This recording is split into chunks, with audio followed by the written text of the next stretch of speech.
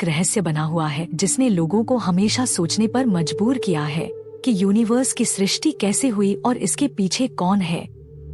हिंदू धर्म में इस बारे में कई सिद्धांत हैं, जिसमें बताया गया है कि ब्रह्मांड किसी एक इकाई के रूप में नहीं है, बल्कि अनंत ब्रह्मांडों का एक समूह मल्टीवर्स है जो निरंतर बनते और नष्ट होते रहते हैं। भगवान विष्णु इस मल्टीवर्स के प्रतीक हैं। मान्यताओं के अनुसार ब्रह्मांड बनने के पहले वे सभी कारणों के लौकिक सागर में सो रहे थे। उनका बिस्तर एक विशालकाय नाग है और सृष्टि 3 रूपों में होती है: निर्माता ब्रह्मा, पालनकर्ता विष्णु और विनाशक शिव। विष्णु भगवान जो रक्षक हैं, ब्रह्मांड के निर्माण और विनाश के चक्र के लिए जिम्मेदार माने जाते हैं। जब वे सोते हैं तो उनकी नाभि से एक कमल का फूल निकलता है।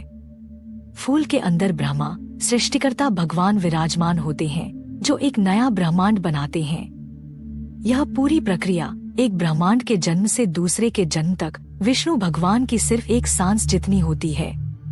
जब वे सांस छोड़ते हैं तो अनगिनत ब्रह्मांड अस्तित्व में आते हैं, जिनमें से प्रत्येक में अपना खुद का ब्रह्मा होता है। लेकिन जब वे सांस लेते हैं तो सभी ब्रह्मांड वापस उनकी नाभि में समा जाते हैं और ब्रह्मा का अंत हो जाता है। यह चक्र अनंत रूप से चलता रहता है। यहाँ विष्णु भगवान अलग अलग ब्रह्मांडों से परे के शाश्वत अस्तित्व का प्रतिनिधित्व करते हैं, जबकि ब्रह्मा हमारे वर्तमान ब्रह्मांड के निर्माण और विनाश का प्रतिनिधित्व करते हैं। ब्रह्मा हमारे अस्थायी भौतिक जगत यूनिवर्स के प्रतीक हैं। दूसरी ओर विष्णु शाश्वत ब्रह्मांड मल्टीवर्स का प्रतिनिधित्व करते हैं, जो हमेशा के लिए बिना किसी शुरुआत या अंत के मौजूद रहता है। ब्रह्मा द्वारा दर्शाया गया वर्तमान ब्रह्मांड स्थायी नहीं है, बल्कि अस्थायी है। ब्रह्मा का जीवन काल केवल 100 ब्रह्मा वर्षों का होता है और उनकी मृत्यु के बाद एक नए ब्रह्मांड का जन्म होता है। आइए अब वेदों में समय मापन के बारे में बात करते हैं। ब्रह्मा भगवान 100 साल जीते हैं, जिनमें से हर साल 360 दिनों का होता है। अभी हम ब्रह्मा के शासनकाल के 51वें साल के पहले दिन में हैं। इस खास तरह के साल में दिन और रात दोनों होते हैं।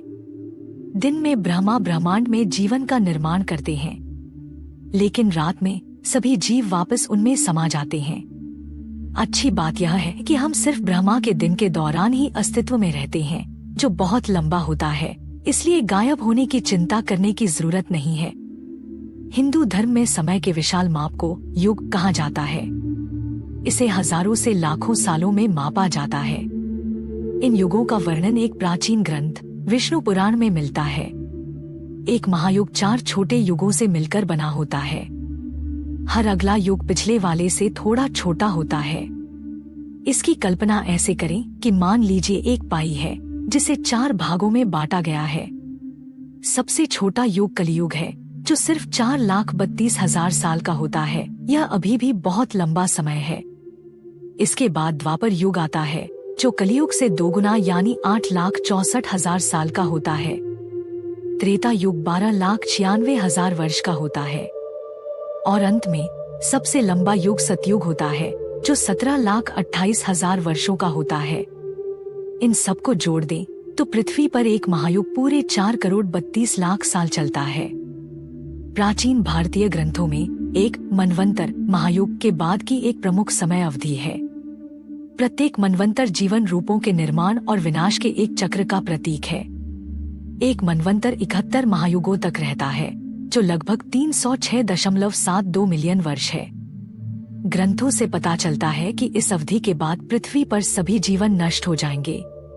दिलचस्प बात यह है कि पृथ्वी का सबसे बड़ा मास एक्सटिंक्शन, जहां लगभग 90 से 96% स्पीशीज मारे गए, लगभग 252 मिलियन वर्ष पहले हुआ था। यह इकलौता समय था जब सारे स्पीशीज का इतना भीषण विनाश हुआ। प्रत्येक मास एक्सटिंक्शन होने के बाद एक रिकवरी पीरियड होती है, जिसे संधि काल कहा जाता है, जो एक सतयुग लगभग 1.7 से 8 मिलियन वर्ष तक रहता है। मॉडर्न साइंस के अनुसार करोड़ों साल पहले पृथ्वी पर हुए एक बहुत बड़े विनाश के बाद जीवन को वापस सामान्य होने में 10 मिलियन साल का समय लगा। यह विनाश पृथ्वी के इतिहास में सबसे बड़ा विनाश था। सोचिए, पृथ्वी पर जीवन के अंत होने के बाद पृथ्वी को वापस खड़े होने में 10 मिलियन साल लग गए। पृथ्वी के पेड़ पौधों और जानवरों को वापस मजबूत होने में इतना समय लगा। हिंदू मान्यताओं में ब्रह्मा के एक दिन को कल्प कहा जाता है। यह दिन बेहद लंबा होता है, 4.32 अरब साल, जिसमें एक कल्प में 14 मनवंतर और 15 संधिकाल के बराबर बताया गया है। मनवंतर से पहले संधिकाल के दौरान कोई जीवन विकसित नहीं होता है।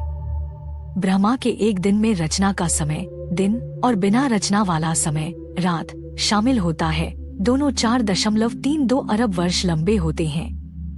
दिलचस्प बात यह है कि वैज्ञानिक पृथ्वी पर सबसे पुराने जीवन को लगभग 4.28 अरब साल पुराना मानते हैं, जो ब्रह्मा के दिन के समय की रचना वाली हिंदू अवधारणा से मेल खाता है। हिंदू ब्रह्मांड विज्ञान में ब्रह्मांड के विशाल समय को पृथ्वी पर अलग तरह से मापा जाता है। इसे आसान भाषा में समझते हैं। कल्प ब्रह्मांड का एक दिन, ब्रह्मांड का महीना 30 कल्प यानी 30 ब्रह्मांड के दिन, ब्रह्मांड का वर्ष 12 ब्रह्मांड के महीने, महाकल्प एक ब्रह्मांड का पूरा जीवन काल यानी 100 ब्रह्मांडीय वर्ष। इसके अनुसार ब्रह्मांड में जीव अपने कर्मफल के आधार पर बनते बिगड़ते हैं। एक ब्रह्मांड अपने महाकल्प के बाद समाप्त होता है, जो लगभग 311.04 ट्रिलियन वर्ष के बराबर होता है। माना जाता है कि हमारा ब्रह्मांड अभी अपने 51वें वर्ष के कलयुग का 28वीं महायुग का 7वां मनवंतर में है। सरल शब्दों में ब्रह्मांड का भी अपना कैलेंडर और जीवन काल है, बस पृथ्वी से बहुत बड़े पैमाने पर। प्राचीन भारतीय ग्रंथों में ब्रह्मांड की आयु का एक अलग ही अनुमान है। इनके अनुसार ब्रह्मांड लगभग 157.49 खरब वर्ष पुराना है। हालांकि आधुनिक विज्ञान के अनुसार ब्रह्मांड की आयु 13.79 अरब वर्ष है। कुछ प्राचीन ग्रंथ ब्रह्मांड की आयु 311 खरब वर्ष भी बताते हैं। इस वीडियो का उद्देश्य उन विशाल समयावधियों को दर्शाना है जिनके बारे में प्राचीन भारतीय विचार करते थे। यहाँ तक कि प्रसिद्ध अमेरिकी वैज्ञानिक कार्ल सागन ने भी माना था कि हिंदू धर्म के ब्रह्मांडीय चक्रों का विचार मॉडर्न साइंटिफिक कॉस्मोलॉजी विज्ञान के अनुरूप है।